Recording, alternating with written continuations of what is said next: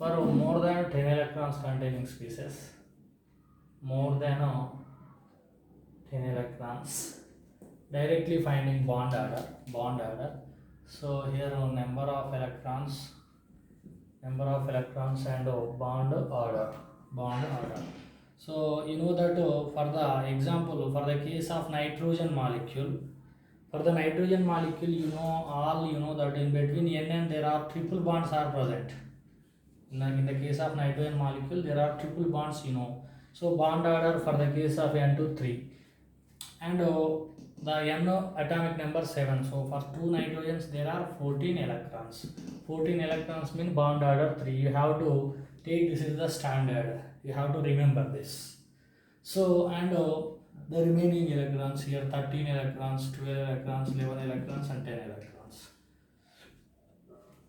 And here 15 electrons and 16 electrons and also 17 electrons and 18 electrons. So up to 18 electrons you can take this. So here 14 electrons mean bond order 3. Then less than 14 electrons and after 14 electrons, above 14 electrons, just you decrease as 0.5, 0.5, 0.5. So here 0.5 decrease mean 2.5. Here 0.5 decrease mean 2. Here 0.5 decrease mean 1.5. Here 0.5 decrease mean 1. So the bond order is like this. And also 15 electrons case also you can do like that. 15, 16, 17, 18 also. Here 3 decrease 0.5. So 2.5, 2, 1.5, 1, 1.5, 1. So directly you can do this. So next to, so now the question is arrange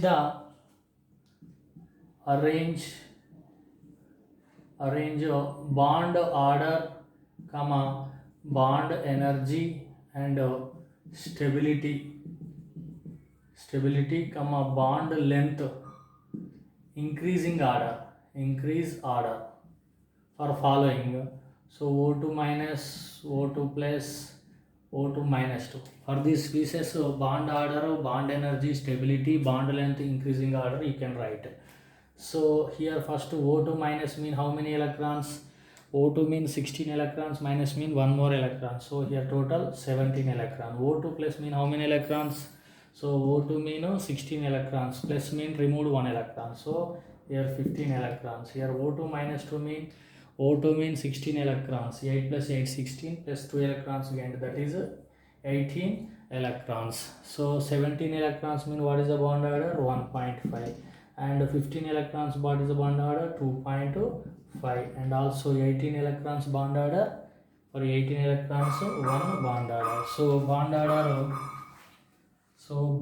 order increasing order if you take, that is O2 minus 2 is less than O2 minus than O2 plus. This is the bond order increasing order. So always bond order directly proportional to stability, and also bond order directly proportional to bond energy, and also bond order inversely proportional to bond length. Bond order directly proportional to stability, bond order directly proportional to bond energy, bond order inversely proportional to bond length. So next the concept is, that is dipole moment.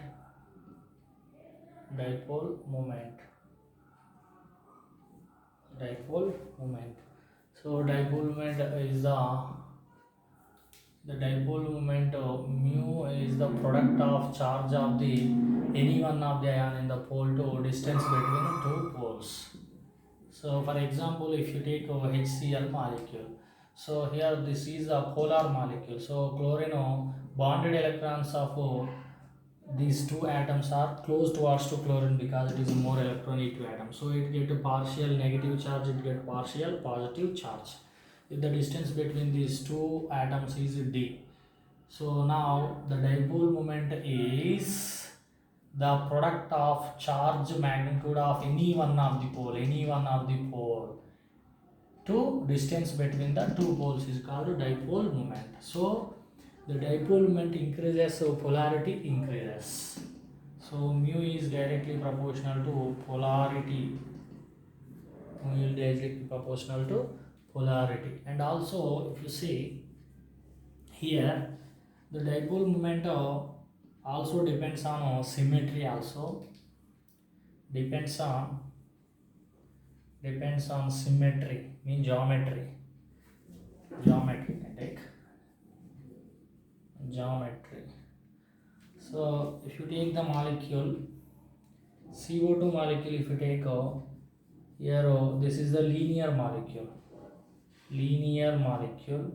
So this is the linear molecule. In the case of linear molecule, here the bond dipole, the electrons are pulled towards to this oxygen and exactly opposite towards this side. So the net resultant both oxygen atoms pull the equally electrons. So the dipole moment, net force is 0. So dipole moment also 0. For the case of you take SO2 molecule, the dipole moment if you see in SO2 molecule shape is this is bent shape or inverted V shape. So here sulfur oxygen more electronegative. So this bonded electrons move like this, and between sulfur oxygen this bond dipole is like this. So the resultant is like this. So the molecular bonded electrons are moving like this, bottom side more. So that's why the mu is not equal to 0 in this case. So it is completely depends on a geometry. And also some more examples, if you say in the case of dipole moment, so the molecule chlorine and also CN, C triple bond N, so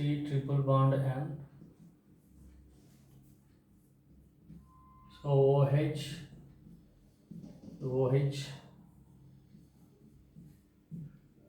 and SH.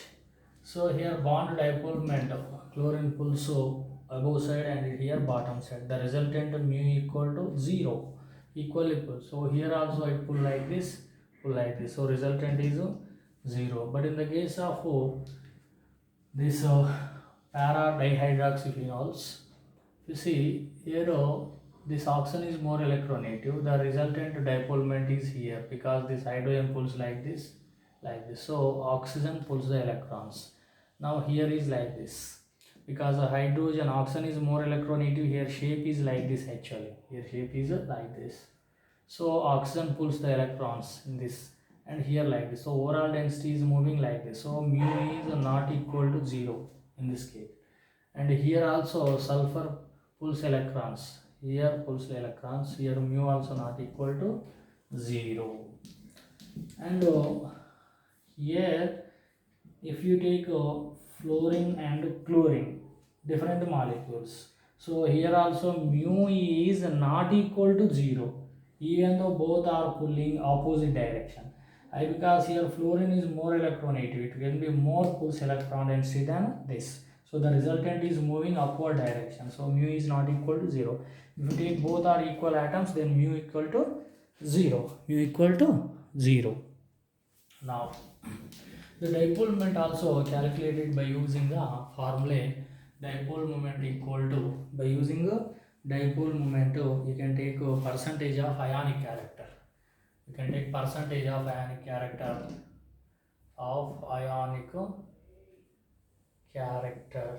that is mu observed by mu for 100% ionic character, mu for 100% ionic, 100% or complete electron transfer. You can take complete electron transfer, mu for complete electron transfer